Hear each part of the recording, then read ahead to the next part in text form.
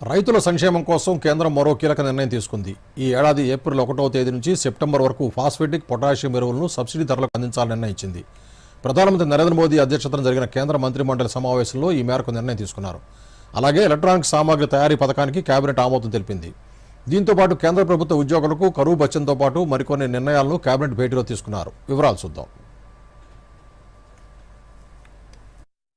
ఈ ఏడాది ఖరీఫ్ సీజన్లో ఫాస్ఫేటిక్, పొటాషియం, P&K ఎరువులను సబ్సిడీతో సరసమైన ధరలకు అందించాలని కేంద్ర మంత్రిమండలి నిర్ణయించింది.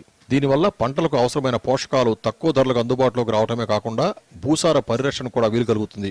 ఇందుకుగాను కేంద్రం ఈ ఏడాదికి 37,216 కోట్ల 15 లక్షల రూపాయలు SBS సబ్సిడీని ఆమోదించింది. 2024-25 బడ్జెట్లో ఇందుకు కేటాయించిన మొత్తం కంటే ఇది చాలా ఎక్కువని సమాచార ప్రసార శాఖ మంత్రి అశ్విని వైష్ణవ్ తెలియజేశారు. దీనివల్ల DAP 50 కిలోల బస్తా ఎరువుల ధర 1,350 రూపాయలు పెంచదని ఆయన తెలియజేశారు. దేశవ్యాప్తంగా కోట్లాది మంది రైతులకు ప్రయోజనం కలుగుతుందన్నారు. किसानों के हित के लिए, अन्नदाताओं के हित के लिए एक और बहुत बड़ा फैसला लिया गया है. आप सब जानते हैं कि फर्टिलाइजर्स का प्राइस, DAP का प्राइस 1350 रुपए पर 50 kg बैग रहे.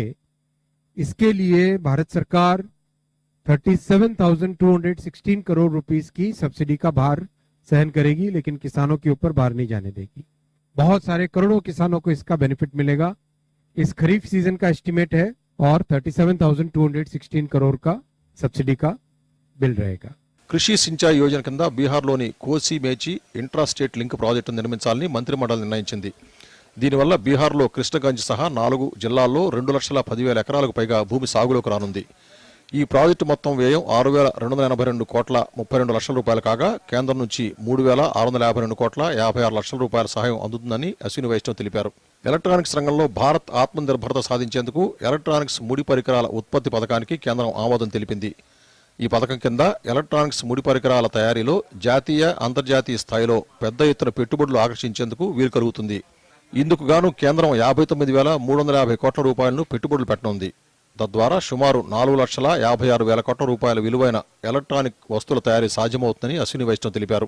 ఈ పథకం వల్ల 91,600 మందికి ప్రత్యక్షంగా, అనేక మందికి పరోక్షంగా ఉపాధి లభిస్తుందని కేంద్ర మంత్రి అన్నారు. ये 22,919 करोड़ का पूरा पैकेज है complete, and this will be over 6 years. बहुत सारे सेक्टर्स सर्व होंगे: electronics, telecom, consumer, medical devices, automobile, power sector. और केवल इस स्कीम से डायरेक्टली एम्प्लॉयमेंट जनरेट होगा करीब 1,91,600 डायरेक्ट एम्प्लॉयमेंट. इनडायरेक्ट उसके कई मल्टीपल्स में होता है, एज यू नो.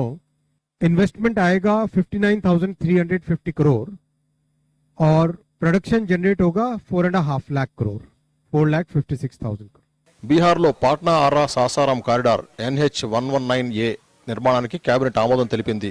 120.1 కిలోమీటర్ల పొడవున్న ఈ 4 లైన్ల గ్రీన్ ఫీల్డ్, బ్రౌన్ ఫీల్డ్ జాతీయ రహదారిని నిర్మిస్తారు. ఈ ప్రాజెక్టు పాట్నా, ఆరా, సాసారాంలను అనుసంధానిస్తుందని అశ్విని వైష్ణవ్ తెలిపారు. 5 జాతీయ రహదారులు, 4 రాష్ట్ర రహదారులతో ఈ కారిడార్ అనుసంధానం చేస్తుందన్నారు. కేంద్ర ప్రభుత్వ ఉద్యోగులకు కేబినెట్ శుభవార్త అందించింది.